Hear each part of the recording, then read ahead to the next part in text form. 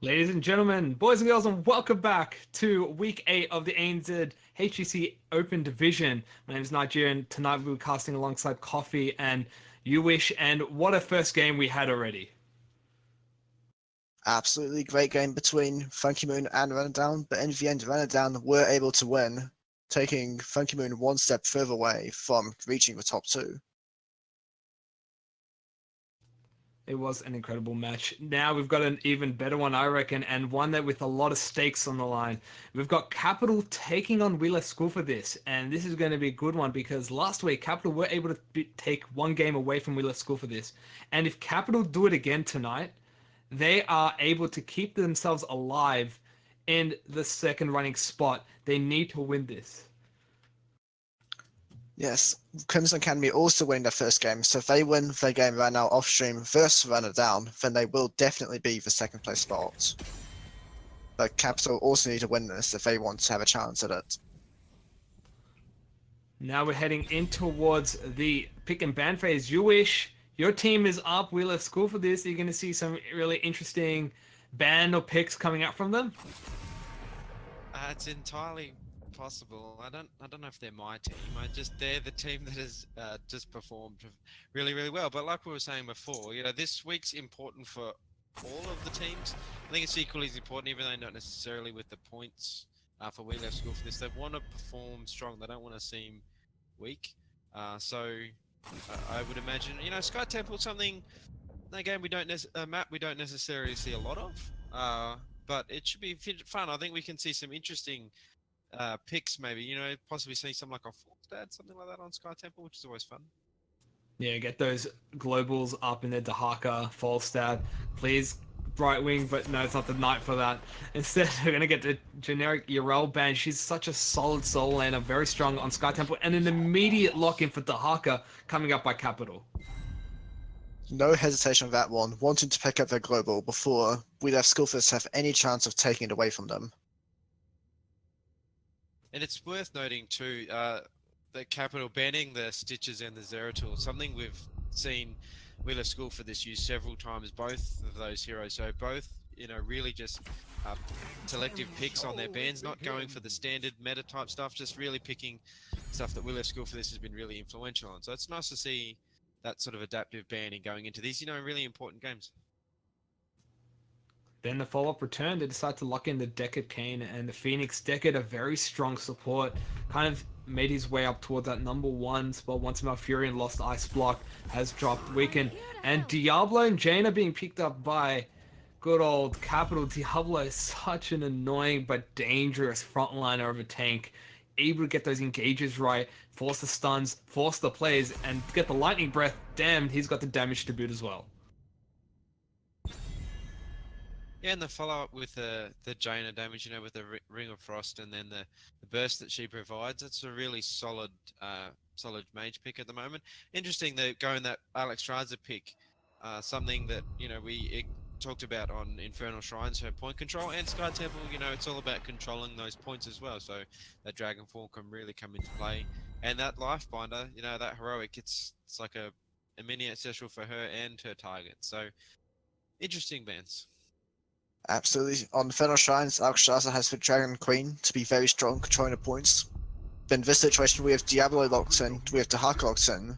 Two tanks would absolutely benefit from the percentage healing that Lifebinder offers. None shall flee my grasp.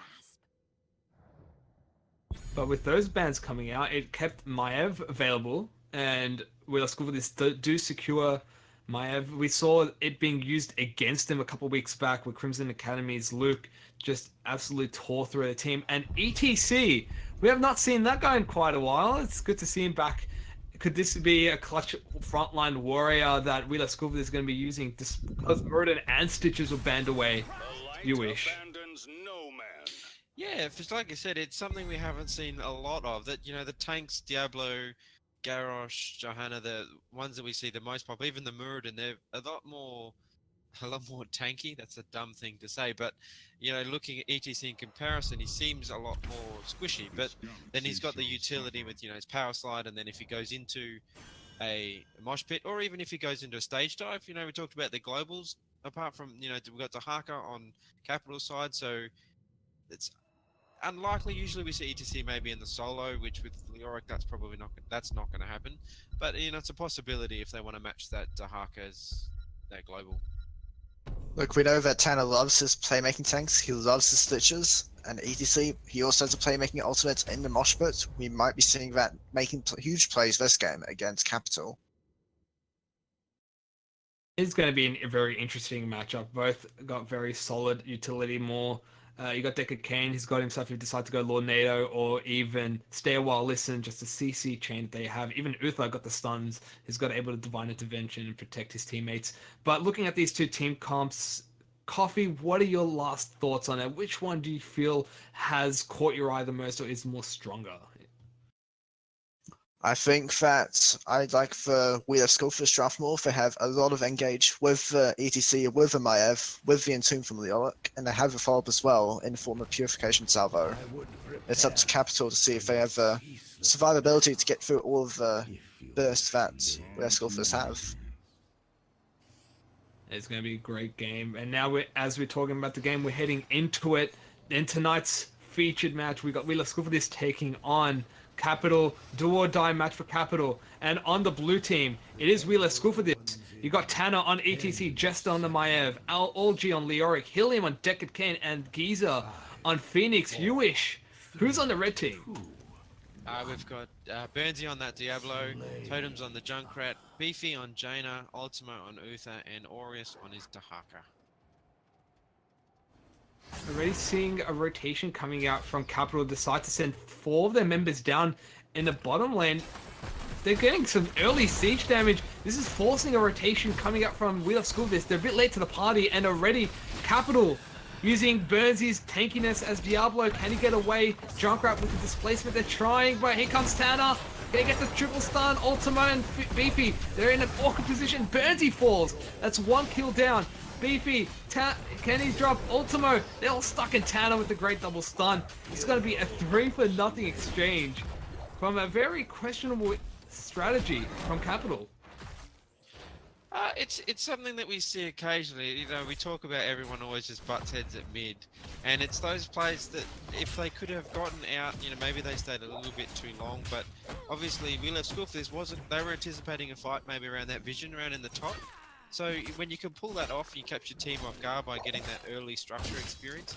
Unfortunately, with that Diablo getting that low, because of all that tower damage, it was only a matter of time, unfortunately. But like Coffee was saying in the draft, with Tanner on that ETC, with his power slides, were just immaculate just to lock them down, and then they just body blocked them into that little spot, maybe to get those first 3 kills within the first 45 seconds of the game. Despite getting those 3 kills, there was not much of an experienced lead that they got. Now Beefy, caught in a very awkward position, gets out-rotated Tanner with the stun, but he's trying to survive. Uther could not keep him alive long enough, and here comes Burnsy, looking to get at least a return kill. But another member drops for Capital. That's 4-0 so far in just 1 minute and 50 seconds. Wheel of Skullfish definitely a come to fight tonight. Yeah, for sure. They're definitely proving that they deserve to be where they're at least, 2 minutes into the game. That's a bold game. Things change very quickly as we get further into the game. But playing incredibly aggressively, looking for that pick. There was a very aggressive rotation from there. They kind of figured that that's where Capital probably was, close to getting that siege camp, and they were able to get that pick on Jaina. So making Capital, they're going to be second guessing those rotations and making sure that they're checking those pushes before they make it. But still on that note, good job for Capital. Despite dropping 4 members, despite dying so early on, they're at this point actually edging out in front in the XP battle. Well, it's kind of neck and neck now, as I was saying that, but still, they're keeping up. And that's probably from the solo lane that's coming up from Aureus, doing quite a good job. You even got Junkrat down in that bottom lane, soaking as much as you can totems, so getting a nice build up. Even Burnsy farming up in that middle lane, giving Ultimo and Beefy a chance to get themselves that night camp. And now we come to the temple phase. What would be the strategy that they pull out tonight? Yeah, like you said, the advantage of having that global, even though they lost those couple of kills, early game the kills don't give a ton of experience, but by having that global, it's made them keep up with the game, which is what they want, because coming into this first phase when you're starting to look at your level 7 talents, you kind of don't want to be falling back that early on, because then that's just going to extend leads into that 10. So, you know, Capital doing a good job, even with those 4 quick deaths that they've had. They haven't lost their heads yet. Still playing the game that they want to play. As they do that, Burnsy falls, and this allows Wheeler School for this to recapture the middle shrine for themselves, temple for themselves. Oris and Co do get themselves a top one thanks to the help of those Nightcaps. It's pushing quite a lot, and here comes the battle. There's Jester, gets a double drag pull onto Oris and Ultimo, followed by the root that is Helium on Deckard Cain, and just that chain CC, able to pull the right targets and then force them in a very awkward position, is something that Capital need to be mindful of, and they have to be aware of, and they can't be forced out of position, but because Jester will leap at the moment's notice. Yeah, for sure. And that follow-up CC with Jester and then even into the ETC power slide, you're going to be able to lock down or control where Capital are moving very quickly. So they're going to have to adapt, and they're going to play more aggressively. And you know what? Why not? They're about to get a kill on Helium, and he does fall. Support kills the support, shows who's a real support tonight. And that is going to be the first pick off tonight. Giza chasing Burnsy, gets a bit of the damage thanks to that level 1 talent Arsenal synergy, just that kind of ranged pick off bursty damage that it comes out. But that's the first on the board, still equal in XP range, and Capital constantly on top of those Mercams. As soon as they spawn, they're right on it straight away. Yeah, constantly keeping up the pressure. It's in Sky Temple, it's really important. The more pressure you can put onto those structures with your mercs and with you pushing into the lanes, then the more value you're going to get out of the actual objective from the temples themselves. So, smart play by getting that. You know, that pickoff was really, really good. You know, they're adapting. They're sitting in that bush, just waiting for that Deckard to overextend, and they managed to get that pickoff. So, and you know, they're eking slightly ever closer to 10. It's pretty close, but you know, they're doing a really good job. Would we see Riptire or Rocket from Junkrat as an ultimate, as a hero talent? I mean, it's the last week of the Open Division, so you never know, but I don't think we've seen much Rocket. With your Riptires seems to be much more useful, at least in the competitive side of things. Do you want to see a Rocket Ride? Is it Rocket Ride? I can't even remember what it's called off the top of my head. Nah, it's okay. I'm pretty sure it's Rocket Ride too. I just thought it'd be fun. But yeah, Riptide, a lot more safe, a lot more displacement that can come out of it. And we're also seeing APOC. For a while, it's been Lightning Breath that's taking charge, but APOC coming up from Burnsy have that extra CC that he can provide for the team. And a fight happening around. We've got Warden's Cage, Entomb, even Stay a While, Listen and Salvo. Look at it. Helium trying to force up Burnsy. He's lingering around. Everybody's grouped up. This is going to be a big fight if one's going to happen. They get the pull onto Oris.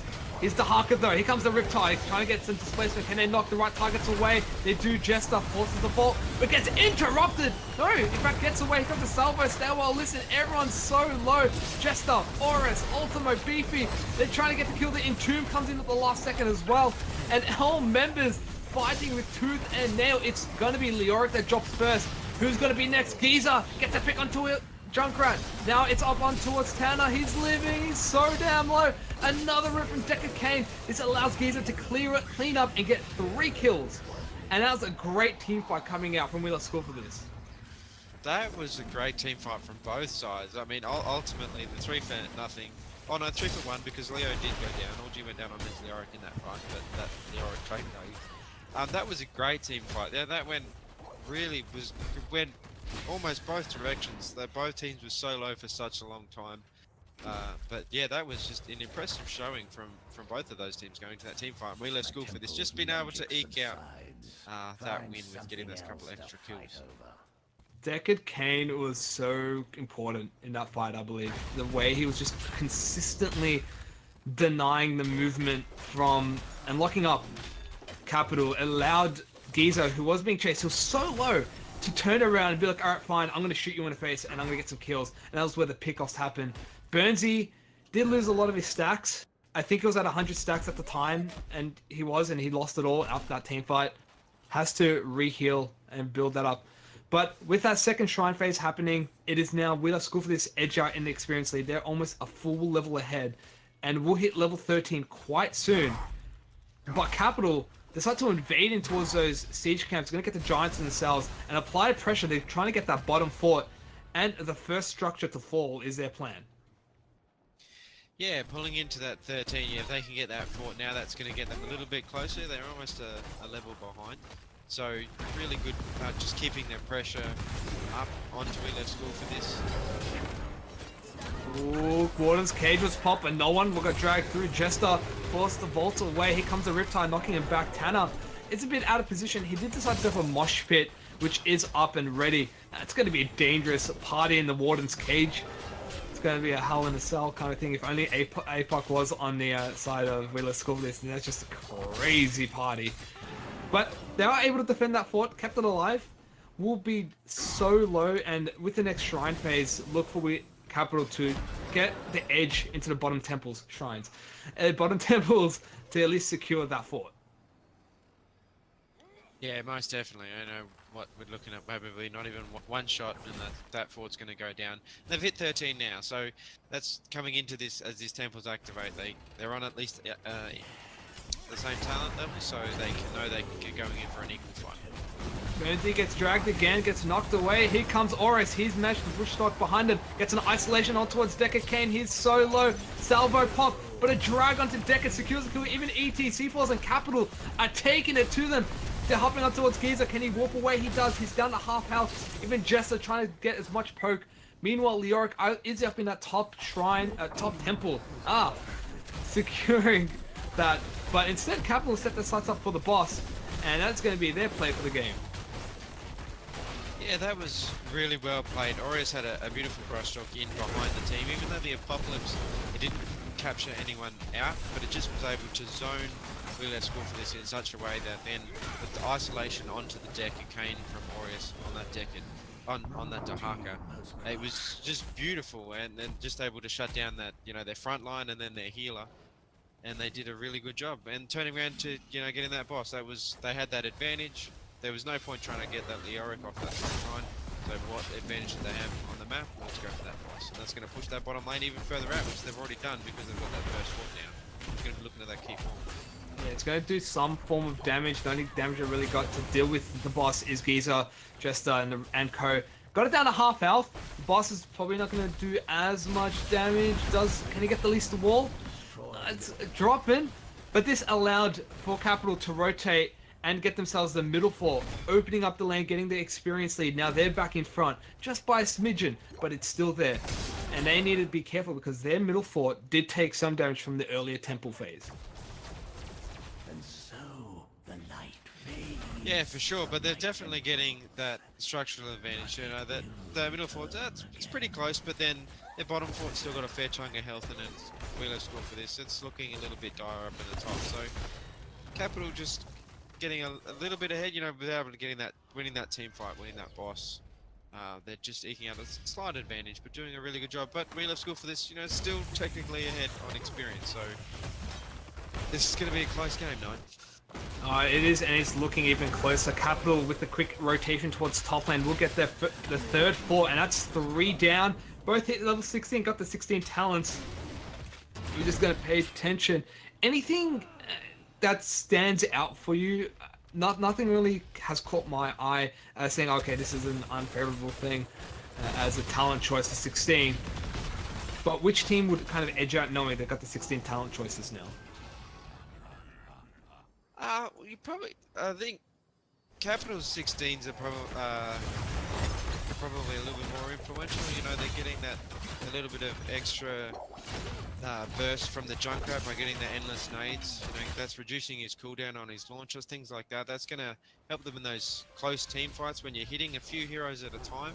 So it's going to be interesting the next team fight. The Diablo going into a W build with his flame build, so if they're really focusing on that fight, they can burst someone down nice and quick, then that's going to do them a lot of good. And even also Uther picking up Benediction at level 16 is just a double stun if he does it right. Or even then, if he pops it well and then goes for the Holy Radiance, double Holy Radiance, the burst heal he can provide, could probably make or break fight. Now here comes Jester. Doesn't get a pick. Stay a while, listen is also on trigger, but he gets isolated, so he's not going to see that anytime soon. Does get the scroll sealing, they're rotating, Jester down to half health. OG Wraith forming in, can he trying to lower the damage? And that's all she wrote. Small little slap in the faces. Temples have spawned, and already they're rotating with a school for this to get that damage and secure the middle fort, which will fall in just a second. Yeah, and the advantage with that engagement too is Wheeler School for this didn't use any heroics. Capital used 2 of them. And they're going to be up in 30 seconds when we're having a fight right now. So it gives Wheeler School for this a pretty significant advantage fighting over this temple in the mid. Riptide used, there's still the Entomb, it pops up, here comes a salvo. Horus is so down low, he's going to drop, he's trying to sustain, but the wave of light, Polyranus is not able to keep him alive. Ultimo, what can he do? He's looking to sustain. Burnsy down to half health. Totems is taking damage from an OG Leoric, and even Burnsy gets locked up as well, and this is such a close fight. Giza has to be careful. They're all so damn low. Burnsy gets the pick off with the flames. That's going to be damage dealer. Can he get another one? He does. On towards that Leoric. Even Jaina gets the kill onto Maya. That's Junkrat. Phoenix down. Leoric down. Maiev down. That's a 3-for-1 exchange in Capital. Win in this team fight. Yeah, and quite convincingly. Like, we're seeing this backwards and forwards with this game. These games that we're getting tonight, everyone's putting their all in, and it's like the quality for Open Division has just increased. Everyone's been working really hard this last week, and these team fights are just insane. Thanks to the temples, they have exposed the middle keep. The middle keep has taken a bit of damage, and now they're going to go up towards the top temple itself, trying to force at least an opened up, taking away the walls and turrets for the top keep as well, getting that exposure. But it's such a close game. What can you expect? Last week, Capital took it to Wheeler School for this and took a game from them. This week, they're looking to try and reciprocate that, and they need to. If they want to keep their chances alive to enter into the Premier to get that second seed, they need to take a team from the Titans themselves. And what better way than a back-to-back victory? But Burnsy, his solo forces the APOC. He's going to drop. No, he gets a stun. In fact, APOC was allowed to get the Leoric kill. Burnsy still lives.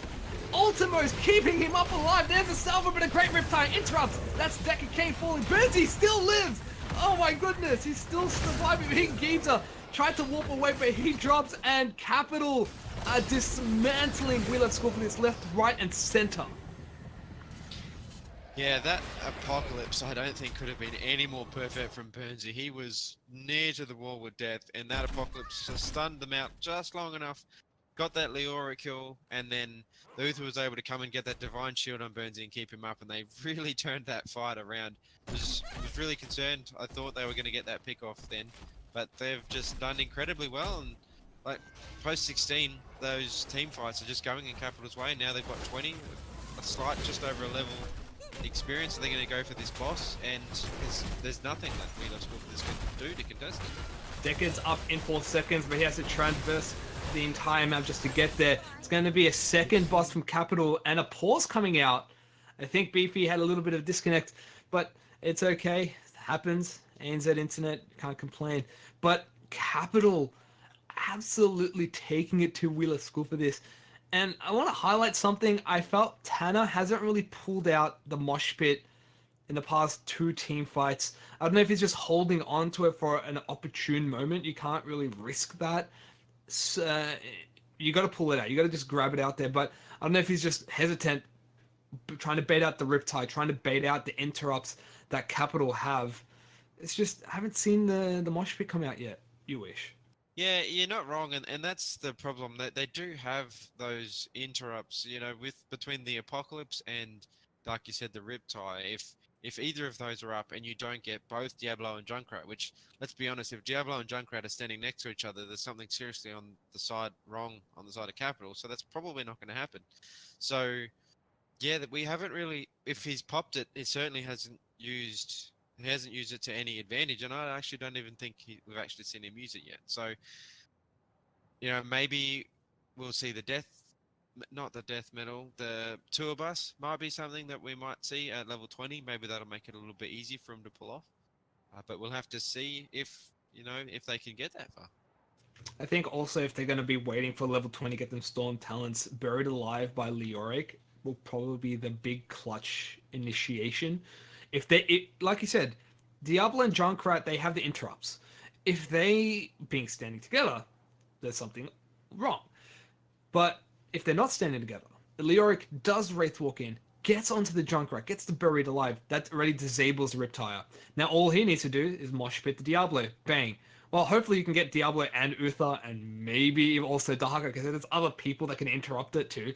But realistically, I will say, looking towards at level 20, if Willis School for this can hold off a defense and put a sturdy defense, get the 20 Storm Talents. They can put up a fight, take it to them, and this is Heroes of the Storm. You might be winning all game, but one bad team fight could break it for you, all that you've worked hard for. So hopefully Capital can continue to maintain this lead that they have. It's going to look interesting. A really, really tough match for both teams still. Yeah, for sure. And I actually like what you said. It was the Buried Alive from Leoric, because so many times we see that is so impactful. If he can get two people, if you can, obviously the Junkrat to shut down that interruption, but if you can get the Jaina and the Uther, something like that in that Buried Alive, it just shuts down their abilities, their ability to team fight so much. So it'll be really interesting to see what playmaking we get out of We Left School for this once they hit 20, and they've got a little bit, level and a half I think to go. So it's still a little bit of time. They've got to survive until then. With Capital threatening getting this boss, they're going to probably want to push more at this bottom lane. But so we'll see what they do as soon as we get this reconnection happening. Yeah, just looking around the map with OG rotated towards mid lane, soaking up experience there. You got Tana in bottom lane, soaking up experience there. They're using their abilities to get the quick wave clear as fast as possible, get that soak, try to push it out. What does Capital have? Well, if they take off the boss camp, look to the left. Merc camp is still available. That is a thing that they could rotate towards. Then they will have both.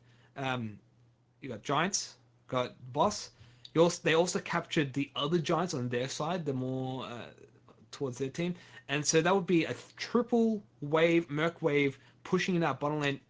If anything, they could definitely threaten keep if they can secure all that and push together as a team with having Storm Talents as well. Yeah, for sure. And if they can do that with the next temple phase coming up, we're just going to have the temple in the top. So then all of a sudden, and that, the keep up the top is already exposed. That gate's already down. So, all of a sudden, while We Left School for this might be dealing with this boss in bottom lane, they're getting that temple in top lane. We're looking at possibly two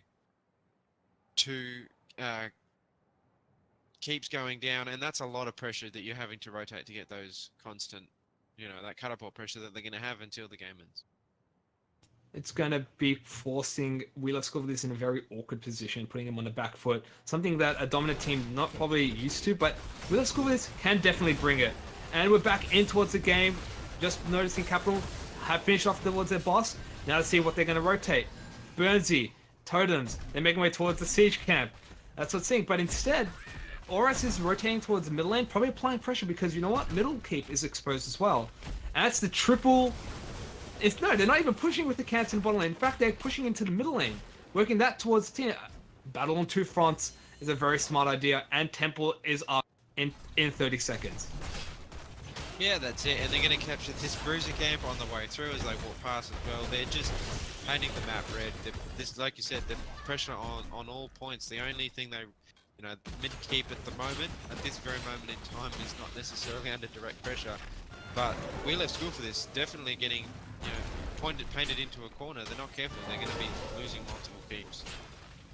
They left Tanner to still deal with the boss. The boss is still living, and there's 4 Giants pushing in toward that bottom lane. They were able to drop this top keep down to below half health, and guess what? Temple is up. It's gonna finish the job, and that's exposing the top keep for Capital, and that's a win condition already started. And why not? Might as well pick up themselves another night camp, paint the map red, let's just do it. And this is dangerous because Temple's also damaging that middle keep. That's gonna fall as well. We Left School for these have to interrupt this Temple phase. Otherwise, they're gonna lose 2 keeps. In fact, that's too late. That's 2 down. Now it's threatening the 3rd one. We Left School for this hit level 20. They've got Buried Alive. They've got Toolbus as well. They have to engage. They have to get something to stop this Temple phase. And they're trying. There's Jester going in. Can he get the hook on towards Burns? He's not going to land. Instead, they decide to back away and wait for the fight to come to them. Yeah, that was starting to look incredibly dire. If they didn't force onto that temple and get that temple at that point, they were going to be down all 3 keeps. And unfortunately, with the little amount that they could get on the temple from the top that was left, they didn't even really get that wall down. So Wheeler Schoolfist under a lot of pressure. Their rotations are going to have to really be on point now. If they, we see too many times teams ignore those catapults because they get engrossed in those team fights or whatever, and all of a sudden they call them minions for a reason. 20 minutes in, those catapults start doing some damage. Speaking of minions, there's a big minion wave pushing into that bottom lane that is going to threaten that keep. We're looking at Capital. They're kind of playing a rotation. They're waiting for the Mercamps to spawn again. That's the storybook of this entire game. Every single time those camps have been spawning, the ones that they've captured, they're immediately on top of it to re-secure and apply pressure consistently. And that is what Capital have been doing, and they've been doing it very well. And it's forcing Wheeler Schoolfist into unfavorable, uncomfortable positions. Now they're down 2 keeps. Bottom keep, you wish, is very, very low. And guess what? There's a bottom temple going to be happening in the next phase. Yeah, I mean, bottom, it just, when you've got so little structures left, a temple anywhere is going to be taking that keep down pretty quick. So, we leave school for this, probably want to start thinking about trying to get a team fight before that temple phase even starts. Capital doing a very good job playing very passively. At this point, they don't have to force anything. They're in such a good position. The 2.5 keeps down. All of their keeps are completely up, completely healthy. They're just really just playing it safe at the moment, not doing anything silly, and they're just going to continue to push their advantage and try and catch Wheeler School for this out. Maybe get a rotation on that Leoric. It's going to be interesting to see if they can close this game out. No need to make mistakes. Play it smart. Play it safe. Guess what? Middle temple is up. Now here comes, Horus. Caught out of position. He's dropping his solo. Is he going to survive now? He drops instantly. But you know what? Where he falls, Capital will reign. In fact, they get a return kill onto Orgy. Tried to interrupt. They get the shot at the temple. It's taken down the bottom keep. Is now threatening their core. Here comes We Left School for this. There is no Dahaka for 50 seconds. And Tanner, the interrupt from Junkrat was insane. He put the mosh pit on a 5-second cooldown of Burnsy. Governor Jester's going to drop Tanner down to below half health. The We Left School for this are dropping like flies. There's a salvo and stay a while. Listen, Geezer so down below. He's dropping. Can he do anything? Helium also low as well. Capital are just running in. Orgy, he's able to spawn up very soon. They're going to have a front line there. But damn, Capital have taken it to the Titans. They're in fact to get a kill on towards Phoenix. Junkrat has fallen in the way. But that is going to be game, I believe. And Capital, incredible performance by them. Yeah, that was fantastic. I mean, the game was going backwards and forwards, and then like we were talking about, we are trying to break down some of those talent picks. And post 16, We Left School for this just didn't really have a response for anything Capital could do. We finally saw Tanner trying to get that mosh pit into that last team fight, but with that mine from the Junkrat just interrupted it perfectly. And then before he had a chance to cast again with the 8-second cooldown, he was dead. And that just shut them down completely. It was perfectly played by Capital. It was very well done by them. That Junkrat interrupt was so clutch. I didn't even see the mine coming out of his hand, let alone to see it down the ground. Just great reaction, great play, and a great turnaround from Capital as well. Coffee, you were there witnessing the entire action. What were your thoughts of that game? I think I regret betting against Junkrats. Absolutely excellent play from Totems. Last time it was Baxter on the admin end. This time it's Totems. Top siege, top hero damage, top XP. Putting on a huge show. Doing excellent job interrupting the mosh pits. Making plays with a Riptide. Getting excellent damage. Just not enough for Wheeler Schoolfist to make a play out of. I have a question for you, Coffee. Do you think Totem's Junkrat can go up against your Junkrat? He's pretty good on it. I'm just not going to deny that, but He did a great job. Excellent job. Well, with that performance from Capital, they're keeping their top second seed spot alive and well. Now they're going to just be able to deal with Crimson Academy and take it away from them. It was such a well-fought match. Capital defeated Wheeler School for this. Now we'll be right back with another round coming up for you guys later on tonight. It was great to do that match. I'm still like shaking from it, but we'll see you very shortly. Crimson's Oxen.